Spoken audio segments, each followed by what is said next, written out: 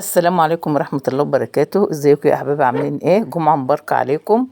النهاردة في خبر حزين شوية عن الفنانة جمانة مراد، واتفاجأت قوي يا عيني في وفاة والدها والجنازة بعد صلاة الجمعة.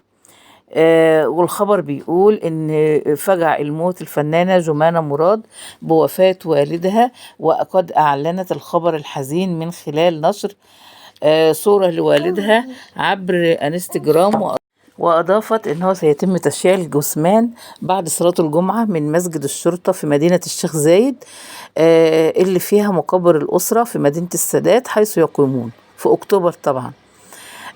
وأرفقت جمانة الصورة بتاعت والدها بهذه الكلمات المؤثرة المعبرة عن الحزن والأسى اللي جوه قلبها وجوه قلوبنا لما فقدنا أبهاتنا طبعا. قالت أنا قاعدة جنب بابا، بس هالمرة غير كل مرة يا بابا، يمكن لأنها آخر مرة، بس أنا حاسة إنك أنت اللي عايش وأنا اللي ميتة. أنت بدار الحق وإحنا بدار الباطل، أنت الحقيقة وإحنا الكذبة. انت عند اللي احن مننا كلنا عليك. فراقك يا بابا صعب كتير، بيوجع يا حبيبي. فراقك كسر قلبي وكسر ظهري. وقالت إنا لله وإنا إليه راجعون.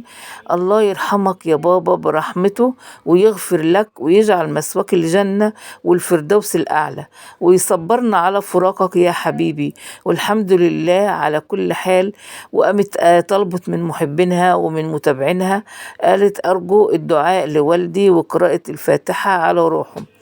وكمان الفنانة الجميلة جمانة مراد كانت من فترة بسيطة بس كانت فقدت بنتها، وطبعا حزننا كتير قوي قوي قوي على وفاة بنتها، وربنا يصبر قلبها على المصائب اللي هي بتجيلها ديت. ربنا يا رب يعني يثبتها. ومن ناحية أعمالها الفنية، هي عادت النجمة جمانة مراد للدراما الرمضانية بعد غياب عامين لانشغالها في السينما بأكثر من عمل ومسلسل. قالت إن هو المسلسل اسمه مفترق طرق. وكانت النجمة جمانة مراد منشغلة بتصوير مسلسلين اتنين، عملة نادرة للنجمة نيللي كريم لتخوض من خلاله سباق دراما رمضان المقبل. والمسلسل يضم مجموعة كبيرة من النجوم بجانب نيللي كريم وجمانة مراد، ومنهم جمال سليمان وأحمد عيد ومحمد لطفي، ومن تأليف مدحت العدل.